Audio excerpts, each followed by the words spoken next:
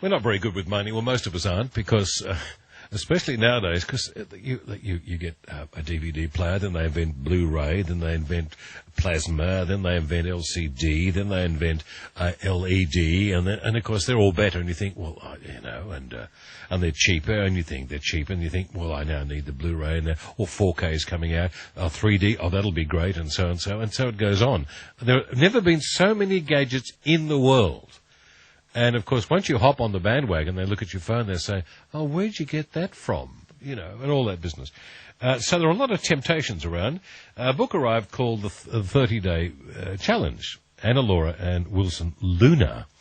And it says, and there's a picture of them on the top. I assume it's them. He's smiling. He's a bloke, probably, 40s, and he's smiling.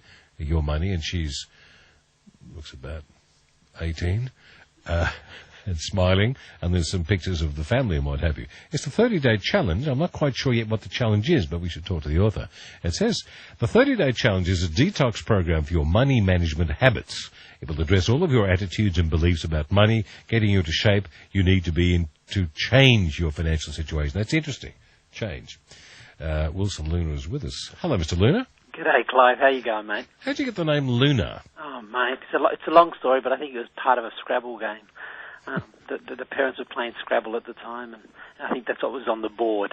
So. Oh, I see. And you had to change your name for some. Here anyway. Yeah. By the way, is that your wife in the back? Is it? It is. She's a nice-looking lady. Yeah, absolutely. Yeah. And I'll tell you one thing: you've made her very happy saying that she was 18. No, she looks very nice, does she? Are you happy together? I just wondered. I've been a bit lonely recently. Whether she might like to pop in. Oh, Jesus, no.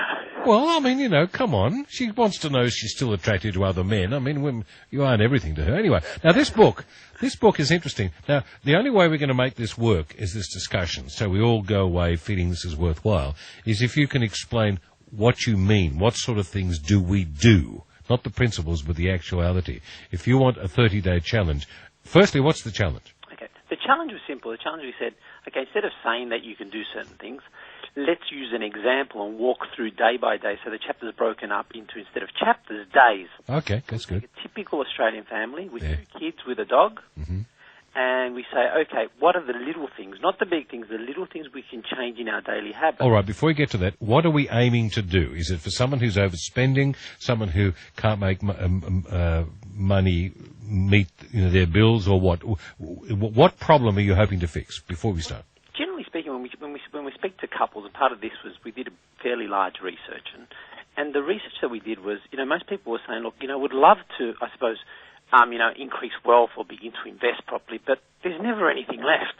I mean, after our groceries, after getting the kids to school, etc., there's nothing left. So we said, okay, why don't we attack the problem where it is, and let's find the best possible ways to try and get the most out of what's already coming in the house. All right, so day one is what? A look at what you've got or what you haven't got, is it?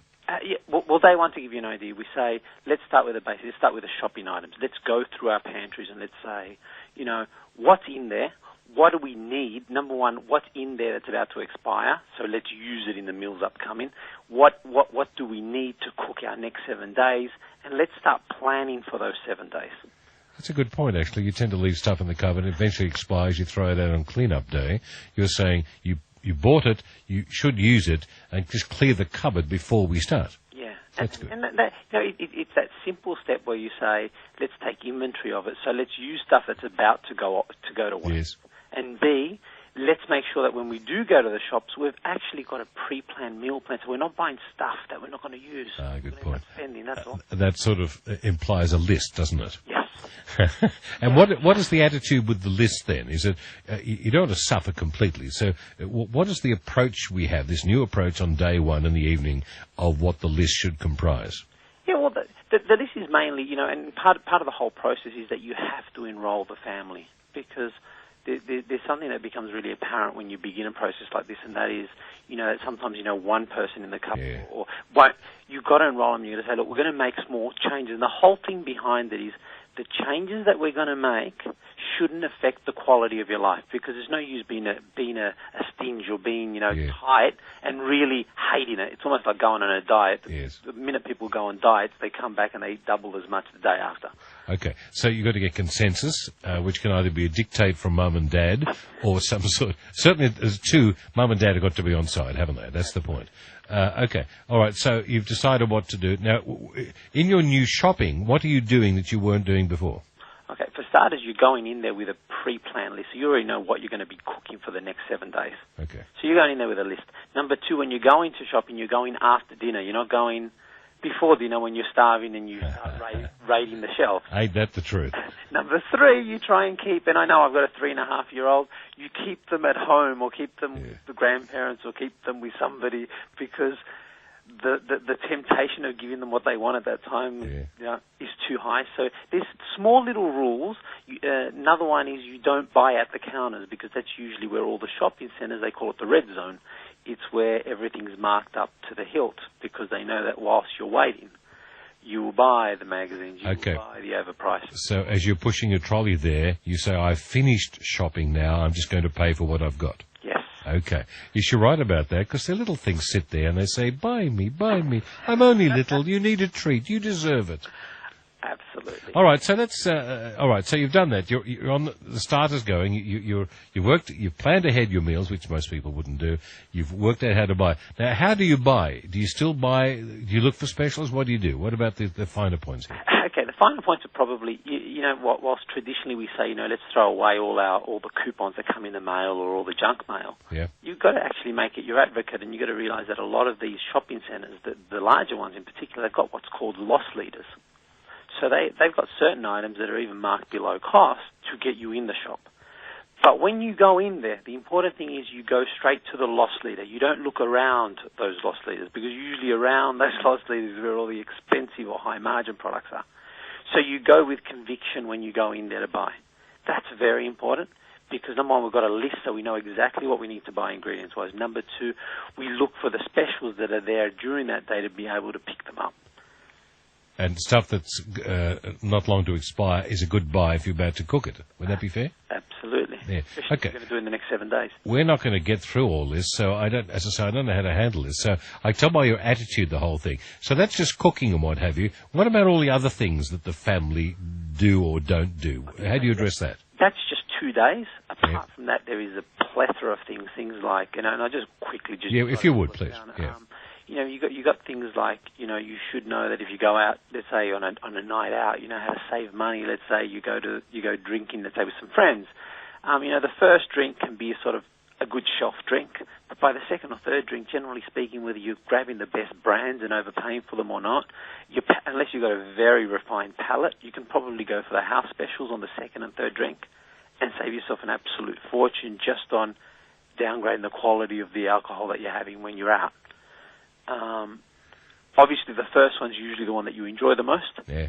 Another thing, if you go to restaurants, choose the BYO option more times than not. You generally get a better quality wine, and you'll enjoy it. The actual experience is the same. In terms of motor vehicles, we also go into that. You look at things like, is it necessary to have 2 cars or 3 cars in certain families, or can you negotiate the essentials and work ways that, that one extra car could be gone, and that annual expense of insurance, rego, etc. Now, there is a temptation, of course. Yep. Mr. Luna, is that you deserve a break. You've got to break out every now and then. Do you allow for that? Absolutely. And in what ways would you break out? When we talk breakout, we could talk in terms of a holiday, let's say. Whatever. In terms of a holiday, we just say, look, there's nothing wrong with a holiday, but just pre-plan it. Pre-plan it to the stage where there's some specials, let's say, online that you probably wouldn't find in travel agents.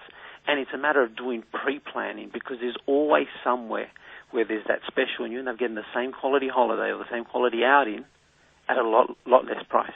Why isn't this just a chore, and the point at which people get fed up with the processes that you put in place? Or are they self-perpetuating? Here's the interesting thing that we did in this book that makes it sort of, certain shows talked about it and they said, it's a world's first, because it's not just the book. See, if we just wrote, this is what you do every day, people would generally lose the enthusiasm along the way. So what we did is we said, part of this process is when you get the book, you also log in on site, and then we send you 30 videos day by day by day telling you what potential hurdles you will have along the journey. So we'll sort of motivate you across the line. Oh, okay. And then on top of that, we also give you what's called the tracker. And the tracker is your own personal tracking device, which every day you go noting down how much savings that would represent in a year. Whenever we talk... Oh, that's good. That's a good incentive, isn't it? Yeah, and you know, we just looked for anything that could get you off the bandwagon, and we said, how do we double it up? So it's really like a four-step. Then we've also got an online community at Your Family, Your Money. And if you feel like talking to other people, to give you an idea, currently there's about 3,500 Australian families on the challenge. Okay. And whenever they feel they want to talk about it, they'll get online and they'll talk in the forum. And more times than not, someone else has got an answer or a better tip or a better suggestion and gets them across those little periods that sometimes we need that little assistance. And you still on this plan, are you? It's still working for you? I've done it 3 times. Part of this writing process was doing it again. Oh, okay.